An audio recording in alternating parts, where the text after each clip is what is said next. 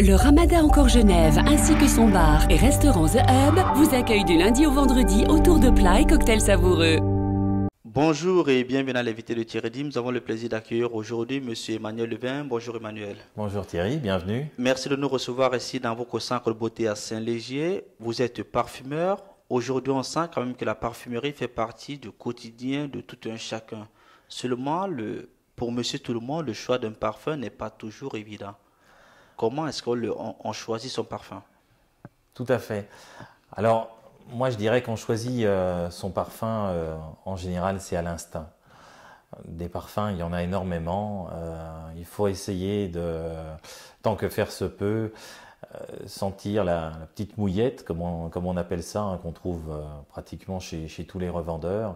On imbibe la petite mouillette du parfum, on sent, et puis après, il ne faut pas trop rester dessus, et puis ensuite, c'est vraiment à l'instinct. Ça me plaît pas. Voilà. Donc, en d'autres termes, c'est comme monsieur tout le monde fait pour son choix. Alors, il n'y a pas une astuce particulière pour choisir son parfum?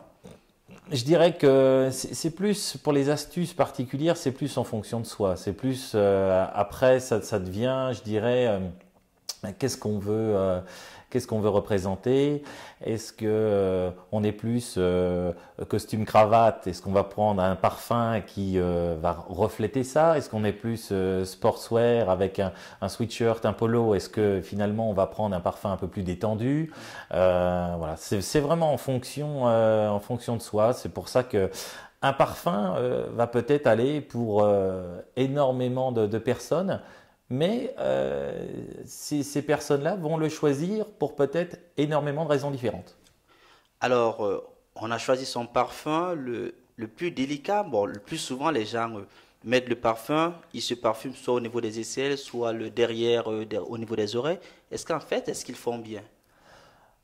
Alors, la plupart du temps, c'est vraiment un réflexe. Les gens, en même temps, on s'habille le matin, on se parfume les hanches, on se parfume derrière les oreilles. Et après, vous avez des gens aussi qui parfument, on va dire, l'espace qui est devant eux, rentrent dans cet espace pour véritablement choper tout le parfum et les molécules de parfum. Mais est-ce qu'il y a une astuce pour bien se parfumer? Alors, une petite astuce qu'on va donner. Le matin, quand vous vous préparez, vous parfumez l'arrière de votre veste ou l'arrière d'un pull, d'un polo, d'une chemise. Vous parfumez simplement les omoplates. Pourquoi? Parce que quand vous allez rentrer dans votre voiture, quand vous allez passer une porte, vous allez créer un courant d'air.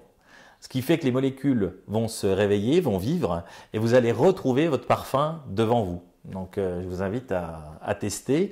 Quand vous avez quelque chose, un parfum que vous avez choisi, que vous aimez, si vous désirez le redécouvrir, faites cette astuce-là, vous allez être agréablement surpris. Donc, uniquement au niveau des omoplates? Oui, uniquement sur les omoplates de la veste. On remet la veste et puis quand on va tout simplement sortir du véhicule, on va créer un courant d'air, ce qui fait qu'on réveille les molécules de parfum. En fait, il ne faut pas laisser le parfum inerte. Un parfum, ça vit et ça se vit. Donc, il faut vraiment qu'on le redécouvre. Il a été créé pour qu'on se fasse plaisir. Donc, c'est très agréable de ressentir son parfum. Alors, on sait qu'il y a des saisons, hein, il y a l'hiver, le printemps, l'été, l'automne. Est-ce que le parfum doit suivre une saison? Parce que le plus souvent, je prends mon cas, j'ai le même parfum toute l'année. Est-ce que c'est la bonne démarche? Alors là encore, ça dépend des habitudes et ça dépend des personnes, mais c'est vrai que l'été, par exemple, si vous avez un parfum qui est relativement capiteux, relativement puissant, c'est vrai qu'un petit coup de fraîcheur va vous apporter non seulement un très bon parfum, mais aussi cet aspect un petit peu d'humidité et de fraîcheur. Donc pourquoi pas prendre un autre parfum un petit peu plus frais, ou alors tout simplement une autre cologne, et pour l'été ça sera très agréable. Mais on peut garder aussi son parfum qui va être plus ou moins fort tout au long de l'année. Après, ça dépend aussi, je dirais, des températures. En Europe, on a effectivement des températures qui sont différentes. Quand on passe sur des autres périodes du globe, on peut se dire que dans des endroits plus frais, les gens vont peut-être se parfumer un petit peu plus parce que l'idée du froid, le parfum s'en va beaucoup plus vite. Et quand les gens transpirent beaucoup dans les pays chauds, les pays arabes par exemple, là les gens vont se parfumer beaucoup plus parce que pour un peu masquer aussi les odeurs de transpiration. Merci, monsieur Emmanuel Levin, pour ces explications. Je vous en prie, Thierry. Avec plaisir. Quant à vous, chers auditeurs, nous vous donnons rendez-vous très prochainement avec un nouvel invité. Au revoir.